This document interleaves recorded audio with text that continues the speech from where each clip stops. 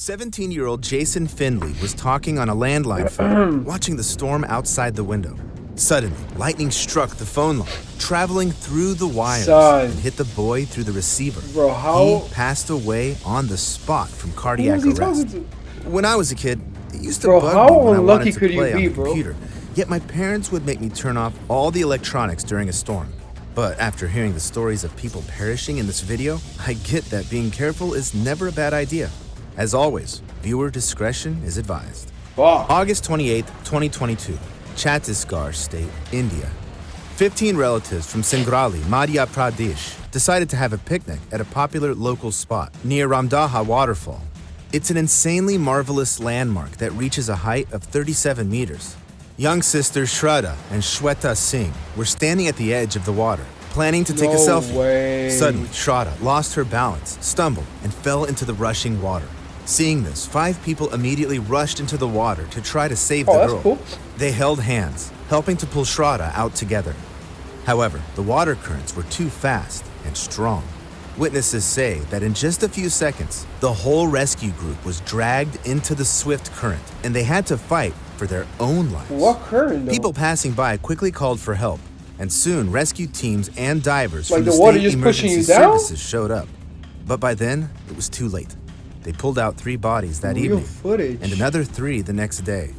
Somehow, one person managed to survive after falling from such a height and fighting through the deadly, raging waves. That person was a girl named Sulaka Singh, Shraddha's cousin's wife. The police confirmed that warning signs were set up at the picnic spot, clearly stating that swimming was prohibited, so the girls shouldn't have gone near the dangerous waters of Ramdaha, and neither should their relatives. Nevertheless, did they really have a choice when they saw a child fall into the waterfall? Their actions were probably instinctive, and this isn't the only tragic story where the desire to take a good selfie made people forget about their own safety. May 15th, 2021, Indonesia. At a reservoir in central Java, another tourist tour was taking place. There were 20 people in the boat, and at one point, they decided to take a group photo. So, all the tourists on board shifted to one side simultaneously to get a shot. Because of this, the boat tipped over and flipped instantly. Everyone was suddenly in the water. Was there really no chance for them to be saved? In fact, minimal. For some reason, the boat was being steered by a 13-year-old boy. There were no experienced captains and no proper safety measures in place to react quickly to an emergency. People started drowning, and most of them didn't even have time to realize what was happening. Rescue teams arrived at the scene quickly, but they were only able to pull 11 passengers out of the water alive. Among the 9 victims were even a 1-year-old and an 8-year-old boy. If you still don't realize how dangerous chasing the perfect shot can be, let me tell you the third story, but like, which is they even didn't have more life terrifying jackets? than the previous one. February 15th, What the fuck is 2024. going on? Tirupati, India. Last 38-year-old year? Prahlad Gurjar, clearly drunk, headed straight for the lion den at the zoo. God. The guard tried to stop him, yet he just ignored the warning. Prahlad climbed over the 1-meter protective wall, went up to the water tank, and then jumped straight into the lion's enclosure to face a lion named Dongalpur. It's unclear why the visitor decided to take such a risk, but witnesses said the man was apparently trying to take a selfie. The predator saw the stranger and reacted right away. The animal jumped at Prahlad, dragged him to a corner of the enclosure, and gnawed on him for 10 minutes without stopping. The man passed away before anyone could help. Don't put your safety at risk just to get a good photo. Otherwise, you might not make it out. You're going way too fast, bro. What was the platform? Oh, because it's like a little visualization by it, so it was really big. Out alive. Okay. These people probably knew they weren't following the rules, but didn't expect any trouble. September 30th, 2022. Hickory, North Carolina. Phil Paxson celebrated his daughter's 9th birthday at a barbecue at a friend's house. Afterward, Paxson stayed to help clean up while the tired kids left with his wife, Alicia. At some point, she turned right, and Phil, who knew the road less well, turned left in his Jeep Gladiator, trusting his GPS. This wrong turn proved fatal for Phil. What? The GPS navigator led him onto a concrete road that ended in a bridge. It was destroyed by a flood in 2013 and has been in dire condition for 9 years. Phil was in the dark, and it was raining. There were no warning signs or barriers to I bet he was using Apple Maps. I bet you, bro. I bet wifey was using Google Maps. He was using Apple Maps. Stopped the car. It is what there it was no is. way for him to know the bridge was too steep to cross. He drove off the bridge, and the car plunged straight into the river. He must have realized what was happening when he fell down. The car flipped over and quickly went under. Meanwhile, how the fuck they don't have that shit blocked off, bro? You can just drive off the fucking... Nah, that's crazy. the wife was worried about her husband, who hadn't returned for a while. So she called the police. The North Carolina Highway Patrol didn't get a report about the car in the creek until the next morning. When the officers got there, they found Phil's body inside the submerged car. Alicia Paxson went to court and stated that this tragedy could have been prevented. Yeah, of course. The concerns were first raised in 2014, when local residents asked for the bridge to be repaired. On top of that, the barricades that had warned people about the bridge's emergency situation were gone. The construction company that was in charge of the site had been dissolved a while back, and it wasn't clear who was responsible for the bridge. I never found out if they did anything to prevent anyone else from getting into a similar situation. God, so, don't just trust your GPS. Be careful on unfamiliar routes. Still, some drivers are just looking to take risks. Right. June 19th, 1960. God damn, Belgium. 1960. Rider Alan Stacey was racing on the Spa-Francorchamps track, getting ready to tackle one of the most dangerous turns. His car was going over 190 kilometers per hour, and the crowd was loving it. The British driver was doing a great job, keeping 6th place.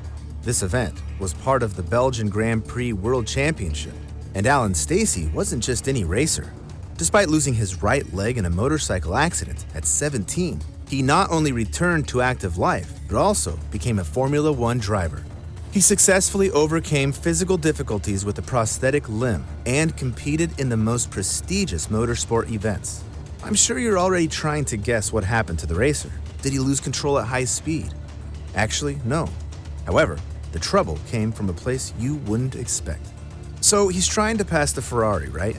And not all of a a sudden, fucking... a bird just flies right into his kidding face. me? No one saw that coming. It was crazy. Alan lost control. The race car flew off the road, crashed through the barrier, and ended up in the field. The driver suffered life-threatening injuries. Kidding me? Some onlookers claimed he most likely perished instantly before the car was thrown off the road. They claimed to have seen the driver look as if he had blacked out or straight away passed away after the bird hit, probably from a broken neck before he even hit the barrier. If you're into high-speed races, you need to make sure you've got the best protective gear possible, like improved helmets that can protect you against the unknown. Yeah, the following but like stories, your the neck. risk was so high that the tragic outcome was almost inevitable. October 8, 1970, Dongtan Beach, Jamtien, Yeah, that's beautiful. South Pattaya, Thailand. Mitter Bancha, a Thai movie star, is hanging from a rope ladder swinging from a helicopter. The sun is setting, creating the perfect atmosphere for the final scene of the Golden Eagle. However, nobody expected this moment to be the last in the actor's life. According to the plan, Mitter's character was supposed to fly away in a helicopter, clinging to a rope ladder, and the actor wanted to do this stunt alone, without any insurance. Nope. The team insisted on using a stunt double, yet Mitter persisted. When the helicopter started to rise, the actor grabbed the lowest step of the ladder. Everything was fine as long as Mitter was flying close to the ground. But when the helicopter went higher, the actor fell off and instantly fell to his death. The moment was recorded on camera, yet the scene with the actor's fall was cut from future releases. The hero of the next story also took his job too personally. June 4th, 1923, Belmont Park, New York. 22-year-old Irish jockey Frank Hayes fulfilled his dream of riding in a race for the first time. He rode a horse named Sweet Kiss, who was a 20-1 long shot to win. But as soon as the race started, the audience was amazed. Frank and his horse skillfully overcame the obstacles and surprisingly came in first. The audience screamed with delight. Then, everyone noticed that the jockey wasn't moving for some reason. As it turned out, Frank wasn't alive. The doctors said he had a heart attack right during the race.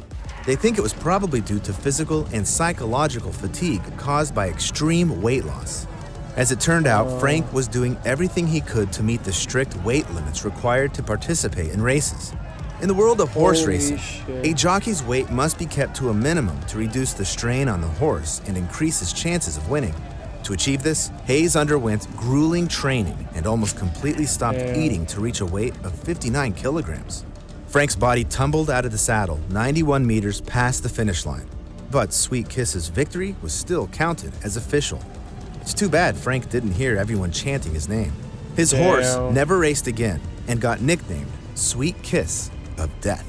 Don't forget, going too far for sports or other achievements can actually be deadly. Still, the following stories were the complete opposite of the ones we've seen before. January 20th, 1937, Brooklyn, New York. 32-year-old Catherine Steyer, a wardrobe attendant, came back to her place after a shift at the Edison Hotel. She looked around, making sure no one was home. 3 months ago, burglars broke into Catherine's home. She was more scared that they would attack her than that she might lose her belongings. So her fiancé installed an electric wire in the curtains between the bedroom and the kitchen, and she had to turn it on before bed. The idea was simple. If someone tried to get through the curtains, they would touch the wires and get an electric shock. That evening, Catherine accidentally touched the curtains. Her right hand got seriously burned, and she perished from a 300-volt electric shock. Don't try to make your own electrical devices, even for self-defense. And just so you know, the next story is about someone who lost their life from an electric shock. On May 3rd, 1972, at the top-ranked suite hotel in Swansea, Wales, the band Stone the Crows performed for a large audience of fans. Leslie Harvey was strumming a guitar with one hand and reaching for the mic with the other. He didn't know it wasn't grounded. This created a closed electrical circuit, and the musician got a powerful electric shock right on the stage in front of the audience. Leslie was rushed to the hospital, yet unfortunately, he couldn't be saved. You mean the mic wasn't grounded? At the age of 27. Back in the 70s, electrical safety in the music industry wasn't as strict as today's. We used outdated and unreliable equipment and didn't really concern ourselves with our staff's qualifications. Fortunately, nowadays, we have safer equipment and more rigorous standards.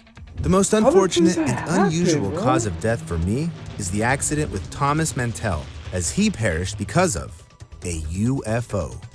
On January 7th, 1948, near Franklin, Kentucky, Thomas, a U.S. National Guard pilot, was ordered to pursue an unidentified flying object. Wow, this is legit. People saw the object as a big metal disc, and a Nashville astronomer saw a pear-shaped balloon with cables and a basket through his binoculars.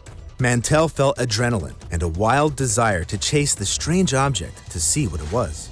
He could have been the very person who would have the first encounter with a UFO. Right. Thinking about it, he forgot about altitude control. Thomas climbed to almost 8,000 meters, where the lack of oxygen took its toll. He passed out, releasing the controls, and his plane went into a deadly nosedive. It crashed moments later. No oxygen. Thomas Mantell never learned that what he was chasing was a top-secret skyhook balloon known only to a select few in the military. His sacrifice was in vain, and that's truly heartbreaking. Share your knowledge of other tragic and unfortunate deaths in the comments. And don't forget to subscribe to the channel for more incredible stories based on real events. Have a good one, guys.